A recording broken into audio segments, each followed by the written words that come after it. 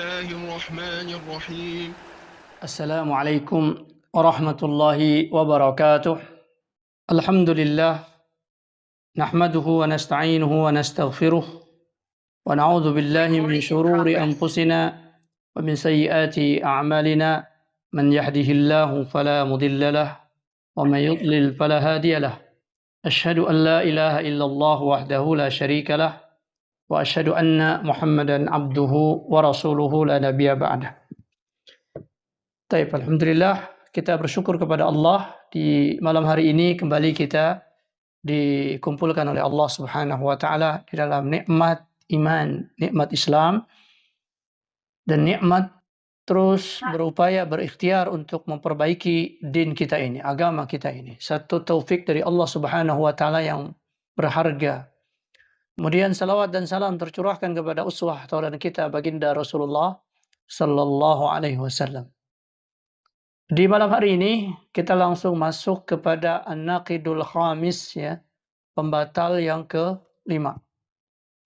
Ya, setelah kita jelaskan panjang lebar tentang pembatal yang keempat, kita masuk kepada An-Naqidul Khamis, pembatal yang ke-5. Ya. Pembatal yang kelima ini yaitu dari pembatal keimanan, apabila dilakukan maka batallah iman tersebut. Yaitu Imam Muhammad ibnu Abdul Wahhab rahimahullahu ta'ala mengatakan al-khamisu, pembatal yang kelima, yaitu man abghadha syai'an mimma ja'a bihin Nabi sallallahu alaihi wasallam, yaitu orang yang tidak suka, benci terhadap sesuatu yang datang dari Nabi sallallahu alaihi wasallam. Ya, ketika diceritakan tentang Rasulullah SAW, dia mengaku Muslim. Ya, yang kita bahas ini bukan orang kafir. Ya, kalau orang kafir sudah jelas dia akan membenci apa itu Islam, apa itu yang datang dari Islam. Tapi ini yang dimaksud adalah seseorang yang sudah berislam, bersyahadat, lalu ketika datang sunnah Rasulullah SAW, apa yang datang dari Nabi SAW, dan hal yang datang itu benar-benar bisa dipertanggungjawabkan bahwa itu benar-benar datang dari Rasulullah SAW. Yang melalui tentunya konteks riwayat yang jelas, ya, berdasarkan ilmu riwayat. Jadi diteliti bahwa sesuatu itu benar, sahih, ya, datang dari Rasulullah SAW, lalu diceritakan kepada orang ini, digambarkan tentang sunnah Rasulullah SAW ini, lalu dia tidak suka dan dia marah, ya. Dia marah dengan apa yang datang dari Nabi SAW ini. Nah, lalu kemudian setelah dia marah, atau bagaimana kondisi orang yang tidak suka dengan sunnah Rasulullah tadi, menampakkan wajah tidak senang, ya, menampakkan sisi-sisi kemarahannya, ya. Maka di sini Syekh mengatakan walau amila bihi, kalau dia melakukan apa yang menjadi kemarahannya tersebut, ya, dia umpama ketika disebutkan sunnah Rasulullah SAW tentang sholat berjamaah misalnya, lalu dia nggak suka, lalu justru dia mengatakan kalau saya nggak mau sholat berjamaah di masjid, saya di rumah saja. Sholat berjamaah itu nggak benar itu, ya, sunnah Rasulullah itu nggak benar di situ. Lalu dia seumpama tidak melakukannya, ya, tidak mau berjamaah, bahkan tidak mau sholat misalnya. Jadi dia memperbuat apa yang dia tidak sukai itu terhadap sunnah Rasulullah. Itu dengan menyelisihi apa yang dikerjakan oleh Rasulullah. Itu yang dimaksud walau amila bihi, kalau dia melakukan kebenciannya itu, ketidaksukaannya itu, maka para ulama mengatakan kufrun, maka dia telah kafir, telah keluar dari Islam ijma'an menurut konsensus para ulama, menurut kesepakatan para ulama. Ya, tidak ada khilaf, ya, tidak ada perselisihan di situ, ya, di para ulama, bahwa dia keluar dari Islam. Ya. Nah, di sini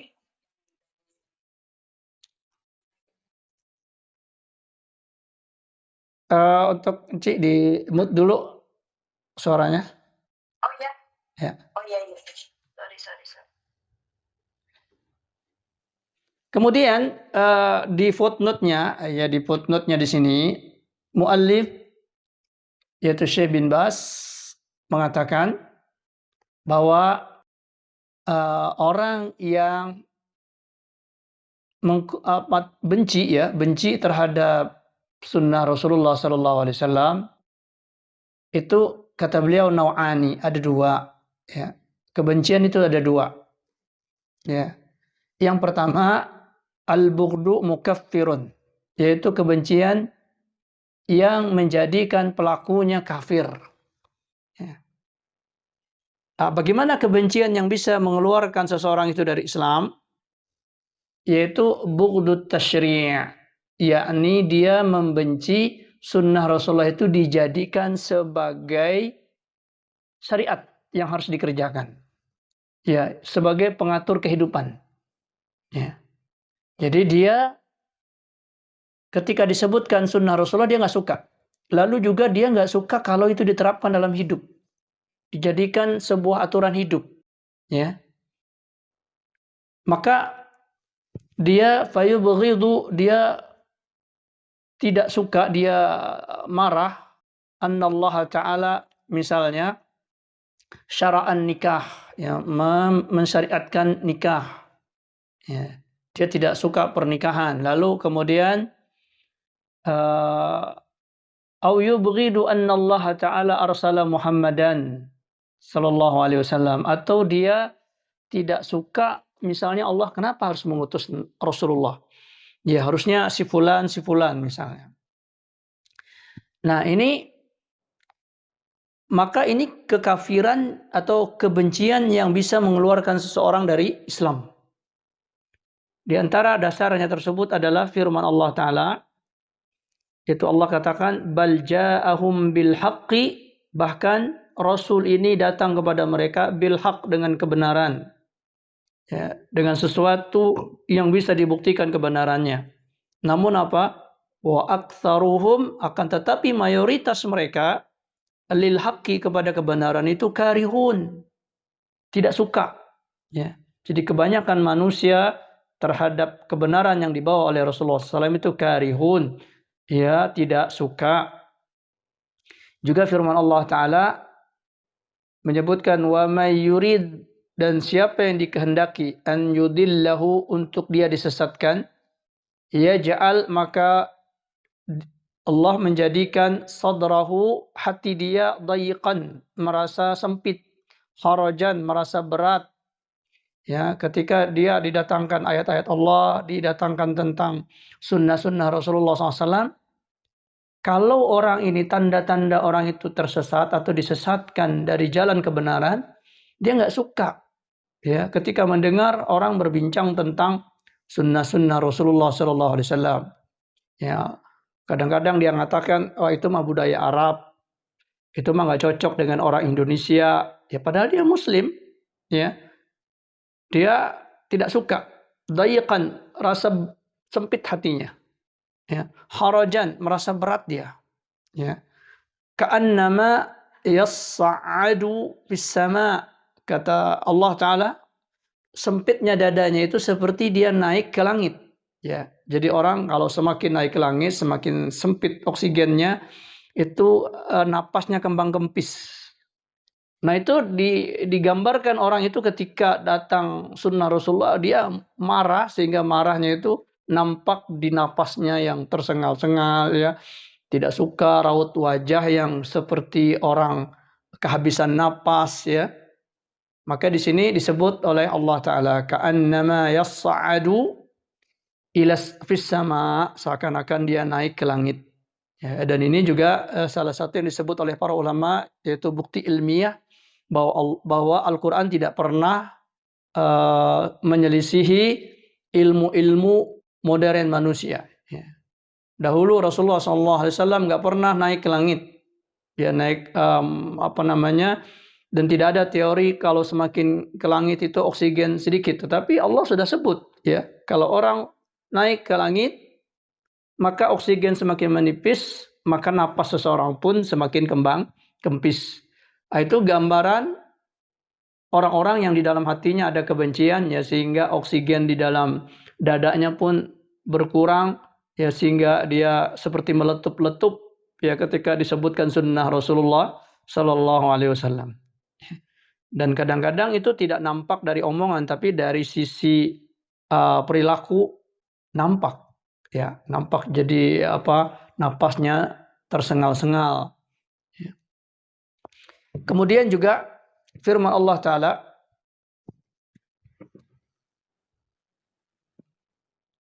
yang disebutkan, Allah Ta'ala berfirman, wa idza dzukirallahu wahdahu, ketika disebutkan tentang Allah saja, bahwa kita ini harus menyembah Allah saja, jangan percaya kepada satu kekuatan-kekuatan lain, jangan engkau mempercayai jimat, jangan engkau mempercayai benda-benda bertuah, ya, tempat-tempat keramat. Kalau minta saja kepada Allah, ya. Wa idza dzukirallahu wahdahu, ketika disebutkan kalian hanya harus menyembah hanya kepada Allah saja, isma'azzat, ya, isma'azzat, yakni terasa berat, ya, qulubul ladzina la yu'minun, hati orang yang tidak beriman kepada Allah, ya, tidak beriman bil akhirah, dengan hari akhirat. Jadi orang-orang kafirin ketika disebutkan Allah harus mengesahkan Allah, jangan menyembah berhala-berhala, maka mereka merasa berat hatinya, sempit hatinya, isma'azzat, tertekan, ya, qulubul ladzina la yu'minun, hati orang-orang yang tidak beriman kepada Allah, ya, tidak beriman bil akhirah, kepada hari akhirat. Nah, ini sifat orang kafir. Ya, sifat orang kafir. Ketika disebutkan tentang Allah, disebutkan tentang Rasulullah, justru dia merasa kesal, ya, merasa berat. Nah, kalau ada orang Islam sama seperti itu, maka tak ubahnya dia menjadi orang kafir. Nah, ini ayat ya menunjukkan bahwa ciri-ciri orang kafir apabila terdapat pada orang mukmin, maka otomatis orang mukmin itu bisa jadi terjerumus kepada kekufuran. Ya. Karenanya disebut oleh Imam Ibnu Taimiyah, ya, Hakka Ibnu Taimiyah rahimahullahu taala, ini seorang ulama di abad ke-7 Hijriah, ya, 7-8 Hijriah. Beliau mengatakan al-ijma', ya, ala anna man abghadha ma jaa bihi ar-rasulu sallallahu alaihi wasallam fahuwa kafir. Kata beliau, telah datang ijma', kesepakatan, tidak berselisih para ulama, ya. Kalau orang sudah disebut firman Allah, disebut sunnah Rasulullah, kemudian marah dia atau tidak suka, atau nampak dadanya seperti menahan emosi, ya, maka dia ijma' para ulama tentang kekafirannya. Ya. Yang kedua, ada sifat tidak suka, ya. Ya, ada sikap tidak suka. Nah, ini yang disebut, yang kedua ini adalah bughdun tabi'iyyun. Jadi ketidaksukaan yang bersifat tabiat. Ya. Ada sifat tabiat yang muncul dari manusia karena kelelahan, karena kecapean, ya, karena mumet, ya, orang lagi ada masalah lalu datang orang misalnya bercerita tentang bagaimana Rasulullah SAW dengan masalah dia, ya, tiba-tiba dia ada marah. Ini bukan karena dia semata-mata marah karena syariat itu, tapi karena kondisi dia. Mungkin karena dia lelah, mungkin dia banyak pikiran, ya. Tiba-tiba ada yang ngomong tentang Rasulullah, ya, ente ini nggak sabar nih. Padahal Rasulullah dahulu kalau hadapin masalah begini beliau sabar. Nah, dia langsung marah. Ya. Nah, marahnya ini bukan karena apa yang datang dari Rasulullah SAW ini, tetapi momen untuk menceritakan itu kepada dia nggak pas. Ya, sehingga hatinya belum siap. Ya, dan dia merasa mungkin digurui, ya, mungkin merasa ditegur terlalu cepat. Ya. Maka ini namanya bughdun tabi'iyyun, kebencian yang merupakan sifat naluri, tabiat, ya. Nah, di sini disebutkan oleh beliau, Ya. Kahali man tazawwaja 'alaiha jauzatan tsaniyatan. Ya, seperti kondisi seorang istri mendapatkan suaminya menikah lagi. Ya, menikah untuk yang kedua. Ya. Itu dia secara tabiat tidak suka.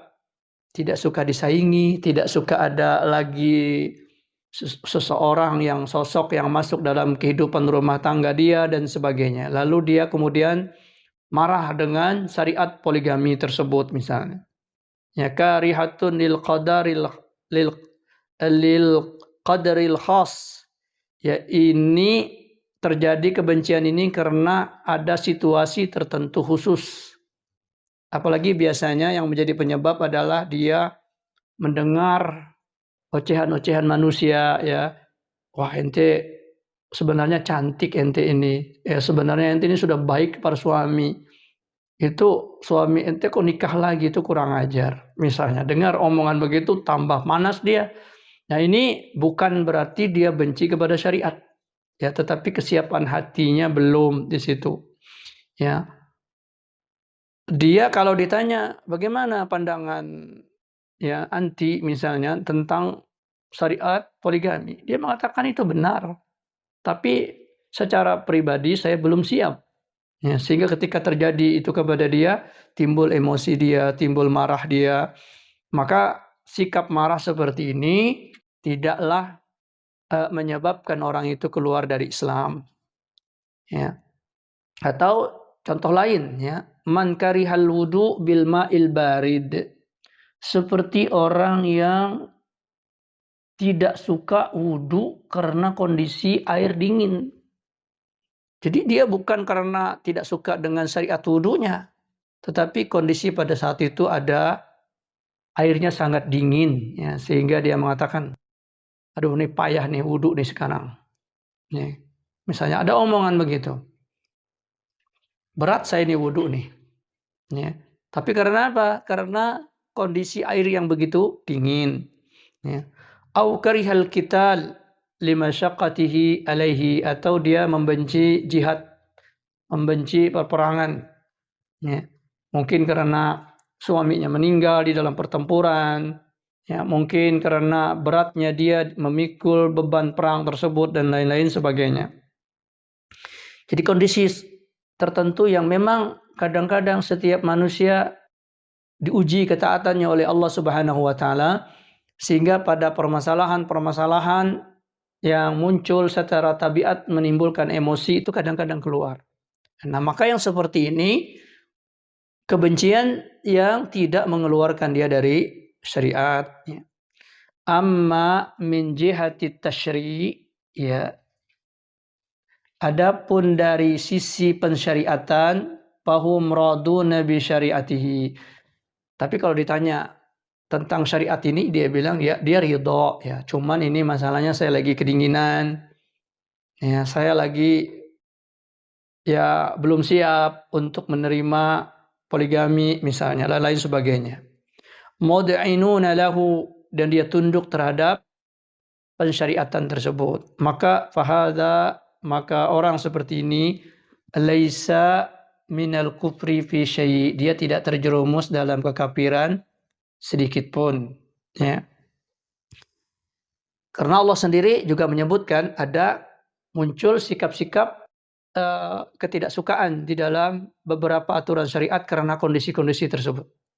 Ya, sebagaimana Allah Ta'ala berfirman di dalam surah Al-Baqarah, kutiba alaikumul qitalu wa huwa kurhul lakum. Dipardukan, ditetapkan oleh Allah atas kalian al-qitalu, berperang, berjihad di jalan Allah. Wa huwa kurhul lakum, dan itu perkara yang kalian tidak sukai. Ya, sehingga kadang-kadang orang diajak jihad, dia berpikir 2-3 kali.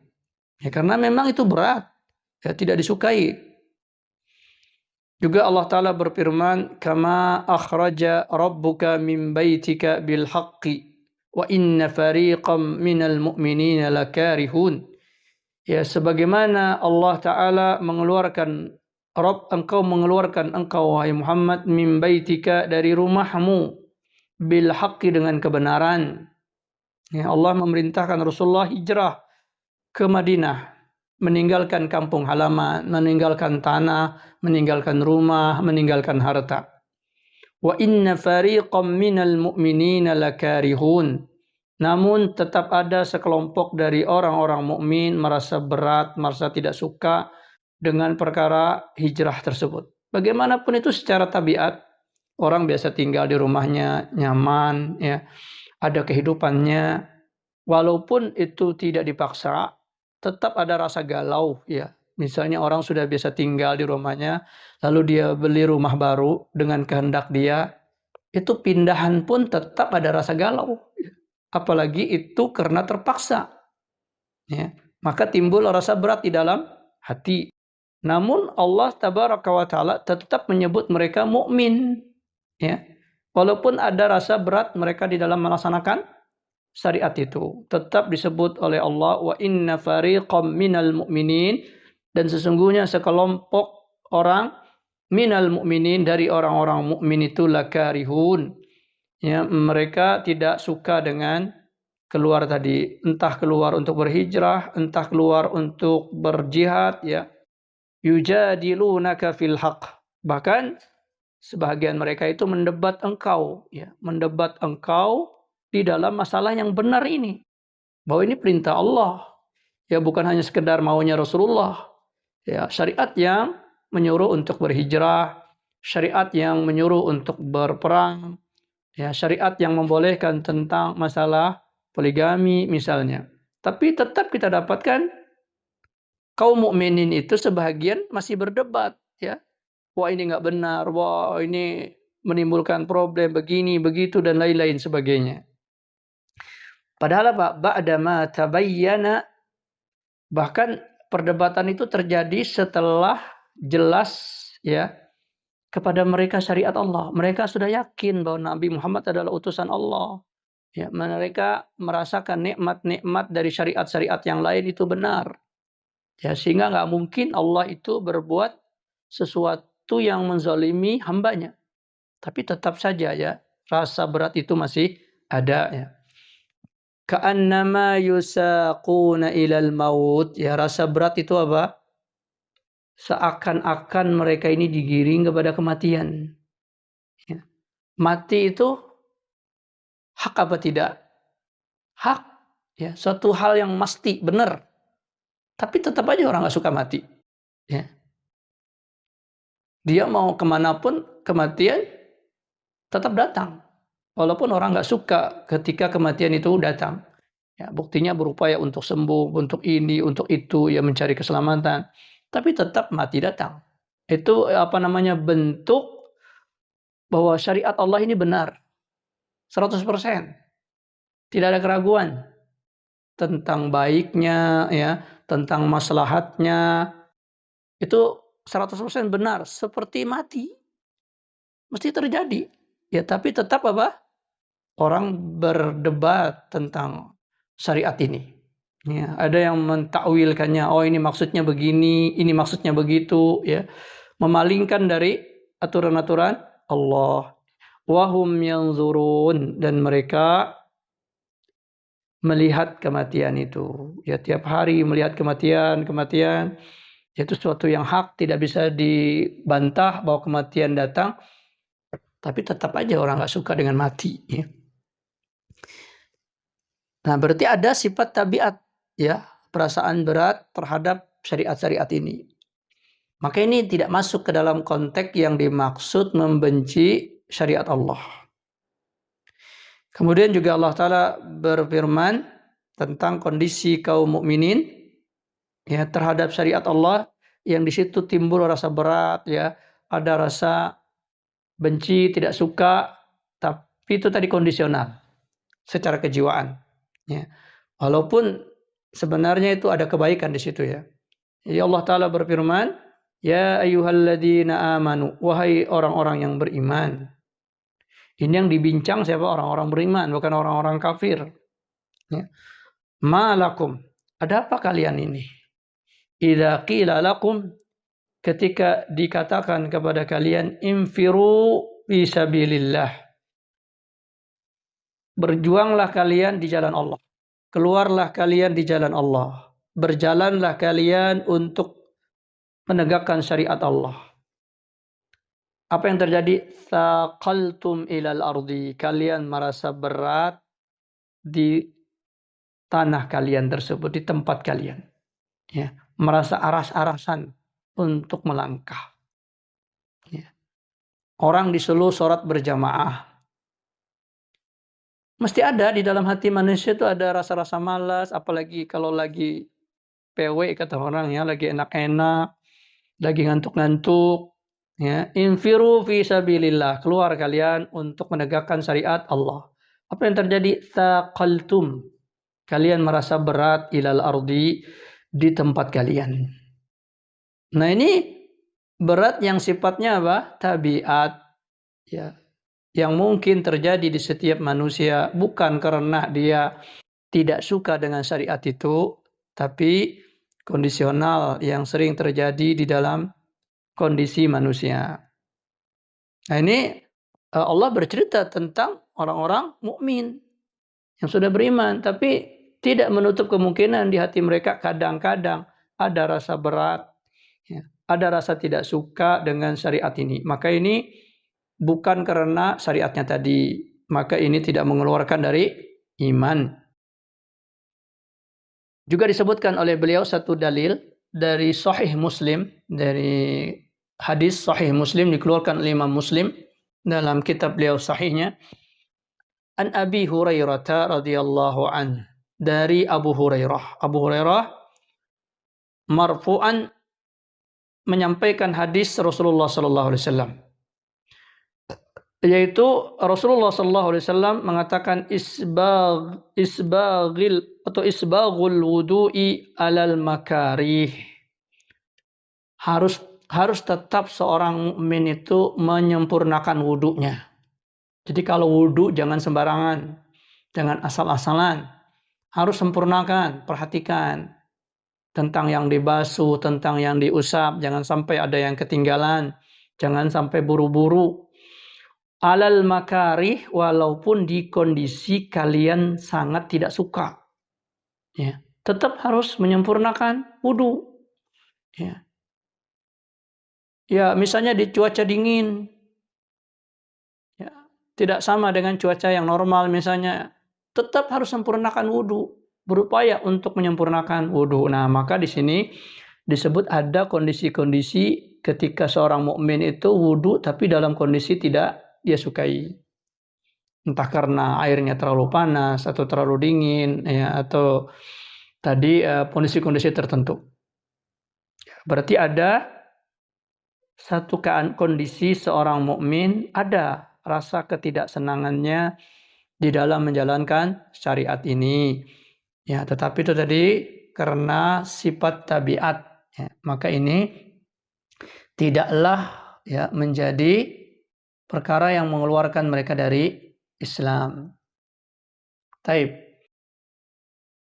Lalu kita kembali lagi kepada ucapan Syekh Muhammad bin Abdul Wahhab, ya, yaitu beliau mengatakan perkara pembatal yang kelima adalah membenci dari apa yang datang dari Rasulullah sallallahu alaihi wasallam. Yang datang dari Rasulullah imma ucapan beliau atau Al-Qur'an.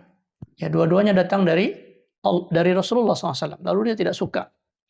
Dan ketidaksukaan itu dia lampiaskan, ya, dengan dia tidak melaksanakan aturan tersebut atau merubahnya dengan metode dia, dengan kemauan dia, ditafsirkan, ditakwilkan dengan kemauan dia yang berbeda dengan cara yang dikerjakan oleh Rasulullah.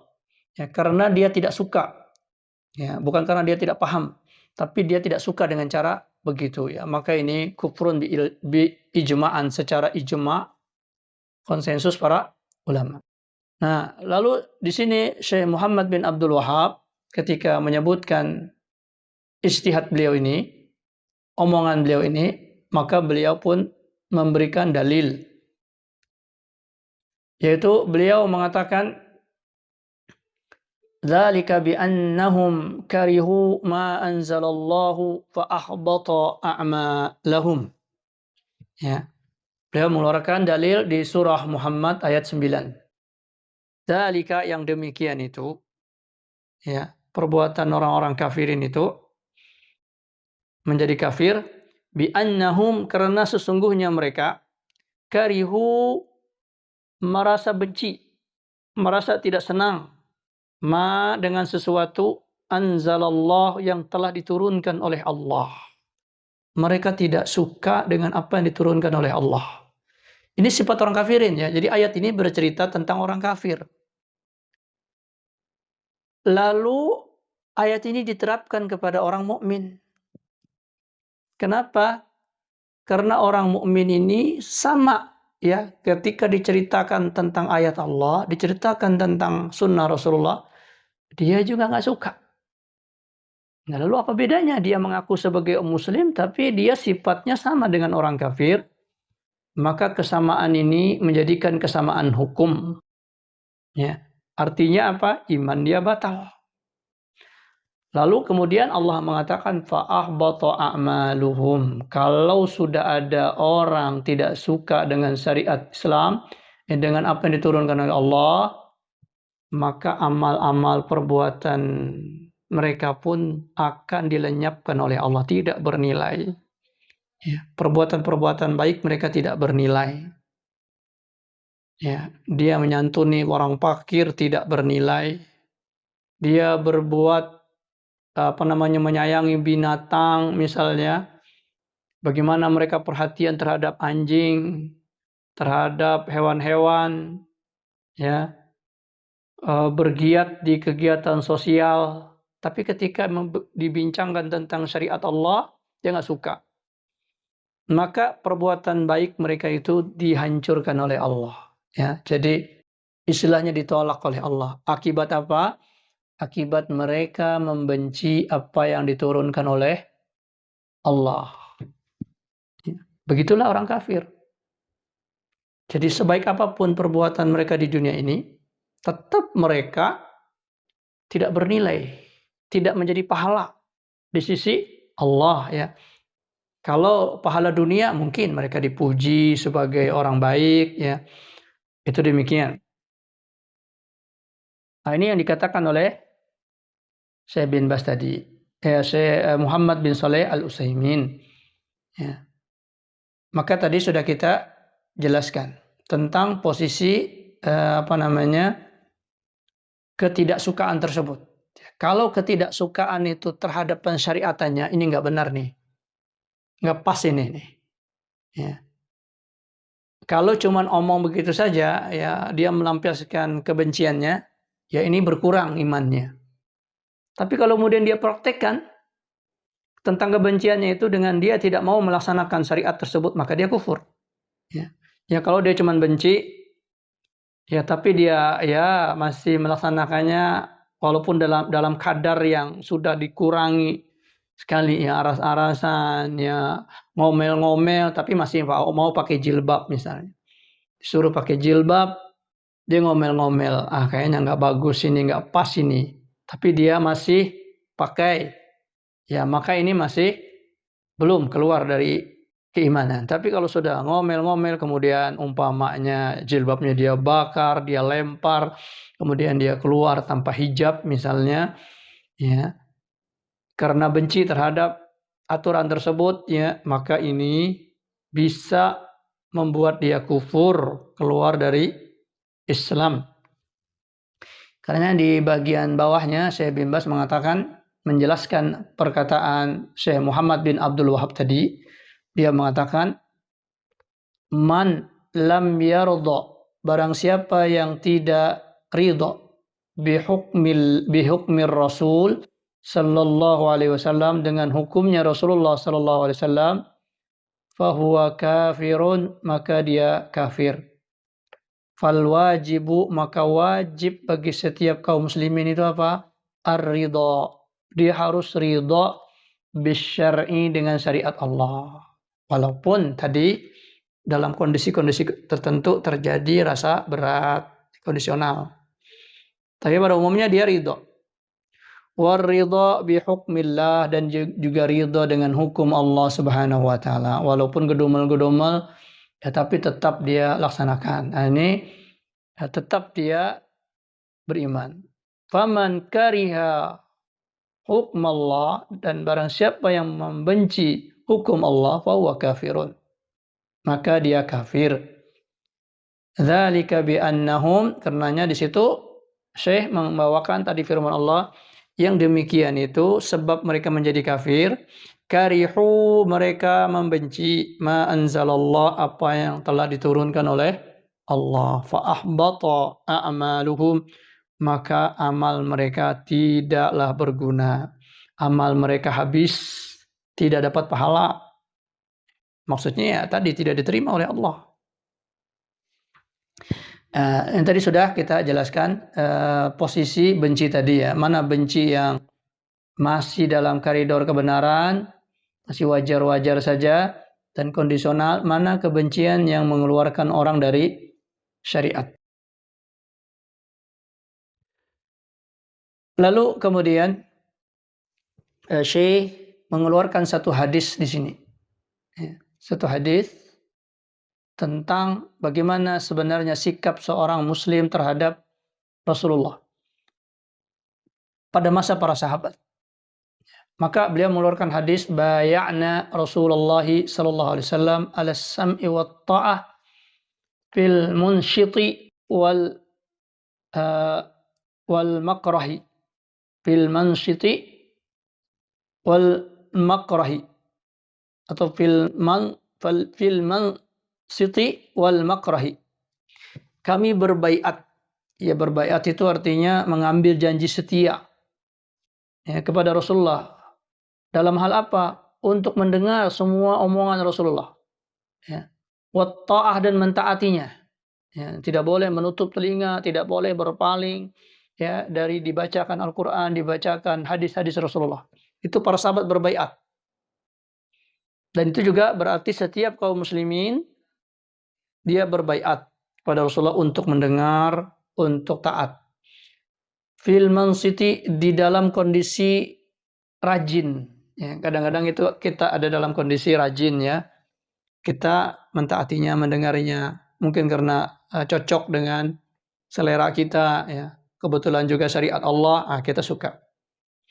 Juga dalam wal makrahi, dan juga di dalam kondisi terpaksa. Ya. Kondisi kita tidak suka, itu kita tetap disuruh dengar dan taat. Ya. Baik dalam kondisi nyaman ataupun kondisi tidak nyaman. Ya. Maka jangan kita menerima syariat ini karena perasaan. Kalau perasaan kita suka, kita terima. Kalau nggak suka, kita tolak. Itu namanya tidak ikhlas. Tidak ikhlas di dalam beribadah kepada Allah Subhanahu wa ta'ala. Kemudian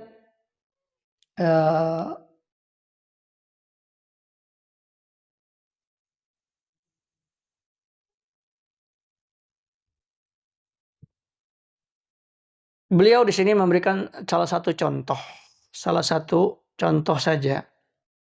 Su'ila an karahatil liha. Ya, pernah beliau ya Syekh bin Baz rahimahullahu ta'ala ditanya tentang orang yang membenci jenggot, yang memelihara jenggot, liha. Liha itu diambil dari kata lihyah. Lihyah itu liha ya, jenggot. Itu sebenarnya adalah ini geraham. Tulang geraham ini namanya lihyah. Lalu kemudian disebutkan rambut yang tumbuh di permukaan geraham, tulang geraham ini. Ini namanya apa? Jenggot. Ya, jadi mulai dari bawah telinga ini ya sampai ke bawah dagu ini semuanya disebut jenggot. Ya. Lalu kemudian dia tidak suka. Ya. Ada orang motong jenggot bukan karena membenci sunnah Rasulullah, ya karena dia memang belum siap, ya karena dia mungkin juga terpaksa, ya dalam kondisi-kondisi tertentu dan sebagainya, dalam pekerjaannya, ya, seperti pekerjaan-pekerjaan tertentu yang dia wajib memotong jenggotnya misalnya, sementara dia harus menghidupi keluarganya. Maka di sini ada berbagai macam pertimbangan-pertimbangan. Bukan karena dia membenci, tapi ada orang yang ketika disebut syariat Rasulullah tentang memelihara jenggot, ya karena ini syariat. Ya, jadi memelihara jenggot itu perintah syariat. Bahkan di dalam mazhab fikih, memotong jenggot itu haram. Ya, terkena dosa. Ya, di antara sebab perkara tersebut karena Rasulullah SAW memerintahkannya. Dan itu juga merupakan sunnah para anbiya war rasul. Ya, dari zaman Nabi Adam sampai Rasulullah, itu semua para anbiya memelihara jenggot mereka. Kita nggak tahu apa sebabnya. Ya, walaupun salah satu sebabnya disebut adalah menyelisihi Yahudi, Nasrani. Ya. Tapi pada intinya itu adalah syariat Allah. Lalu ada orang tidak suka. Lalu kemudian mungkin dia mengolok-olok. Ya. Maka beliau menjawabnya pada saat itu, man kariha syara'allahi fiha kufrun.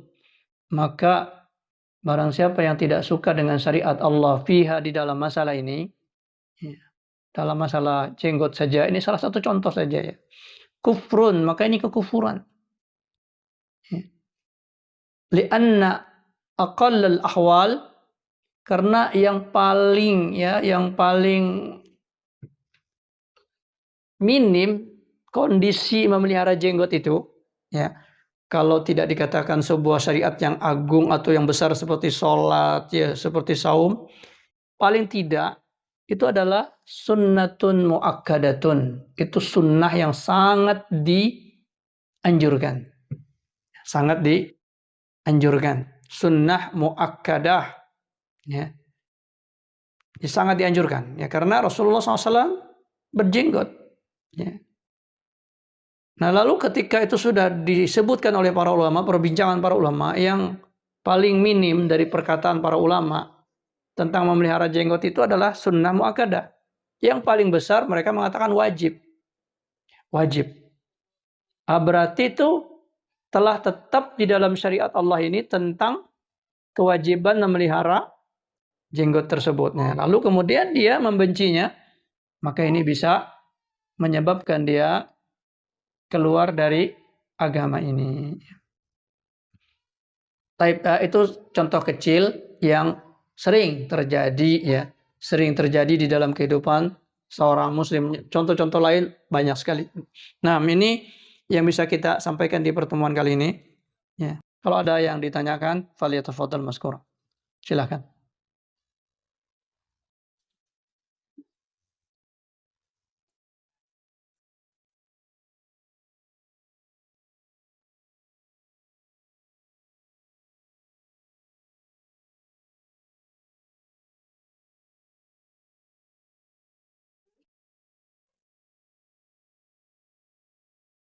Ya, silakan, apakah yang kita bahas atau hal-hal lain yang bisa didiskusikan? Tafadhol, silakan.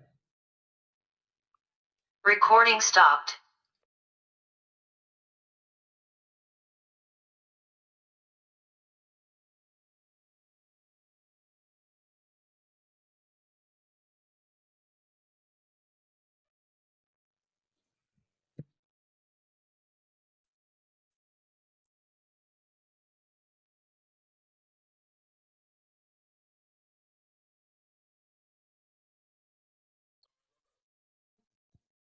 Waalaikumsalam warahmatullahi wabarakatuh.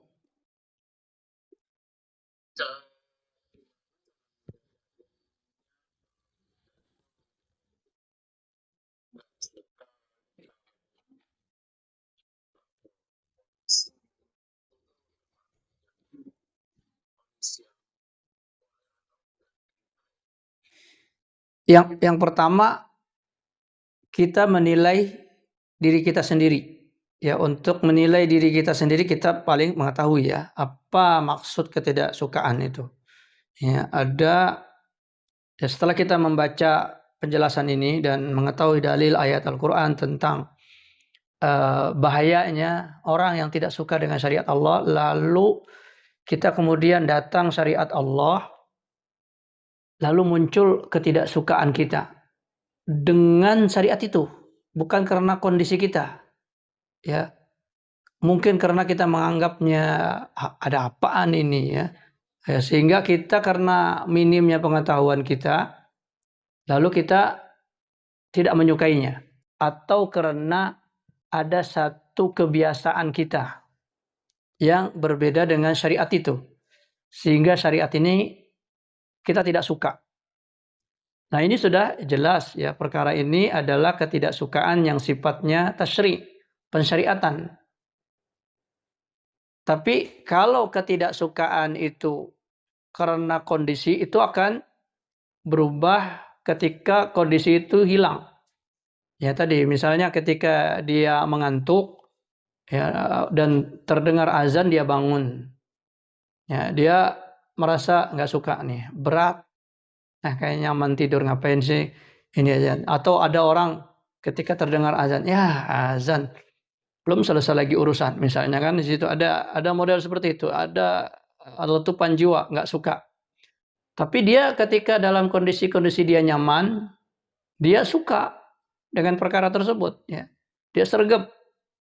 Tapi ada kondisi-kondisi tertentu yang dia memang kondisional, dia tidak suka. Ya seperti misalnya ada beberapa tadi dalam masalah poligami tadi. Perempuan ini ketika datang syariat Allah dia sregep. Ya, lalu kemudian qadarullah seumpama dia diuji oleh Allah Ta'ala dengan datangnya perkara tersebut. Lalu kemudian timbul rasa marah dia, emosi dia ya dengan perkara tersebut karena tadi sesuatu yang mendadak di dalam kehidupan dia belum siap ya. Tapi pada keadaan-keadaan tertentu dampak sergapnya dia. Oh berarti ini bukan karena tidak suka dengan syariat itu, tapi karena kondisi tadinya.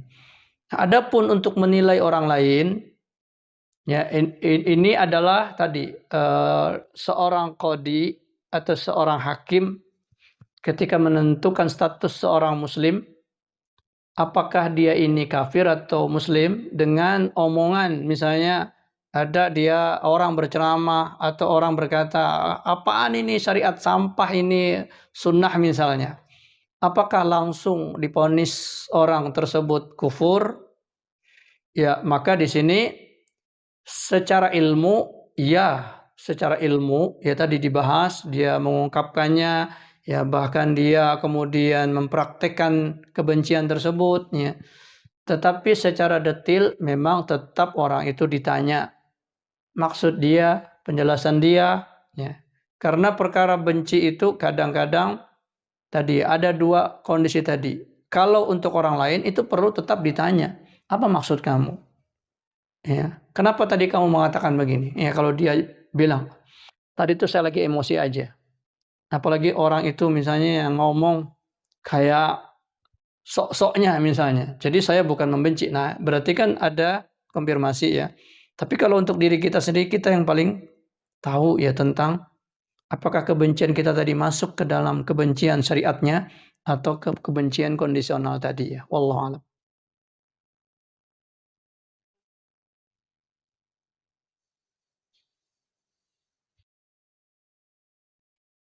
Karenanya jauh-jauh hari sudah kita sampaikan bahwa pertama kita mempelajari ini untuk mengukur kita.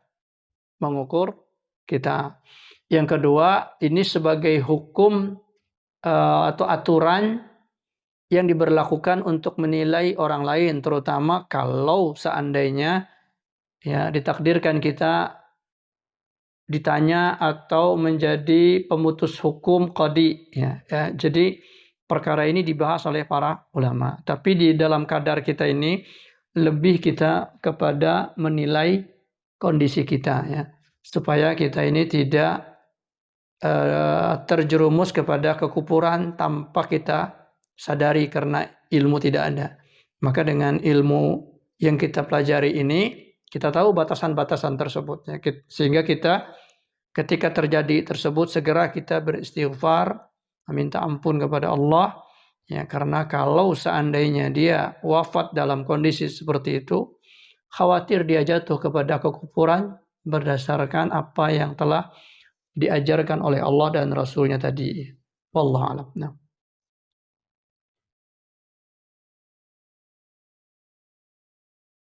Ada yang lain?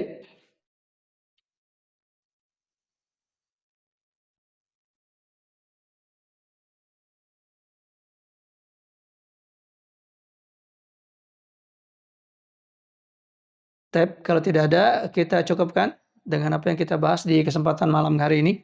Semoga ini menjadi ilmu yang bermanfaat dan menjadi perenungan-perenungan kita selanjutnya supaya kita menjadi lebih ikhlas, lebih ridha dengan syariat Allah Ta'ala ini. Karena kelelahan kita di dalam melaksanakan syariat Allah di muka bumi ini adalah waktu yang sebentar, namun kenikmatan yang Allah janjikan bagi orang-orang yang cinta, ridha dengan syariat Allah ini, walaupun atas kondisi-kondisi berat, maka Allah memberikan kelapangan, kehidupan yang lebih panjang, kehidupan yang lebih nikmat daripada kehidupan dunia ini. Karena itu bersabar di dalam melaksanakan syariat Allah, membersihkan hati, membersihkan jiwa. Ya, semoga Allah Ta'ala membantu kita atas ketaatan-ketaatan ini. Demikian aku qauli hadza wa astaghfirullah. Subhanakallahumma wa bihamdika asyhadu an la ilaha illa anta astaghfiruka wa atubu ilaik. Assalamualaikum warahmatullahi wabarakatuh.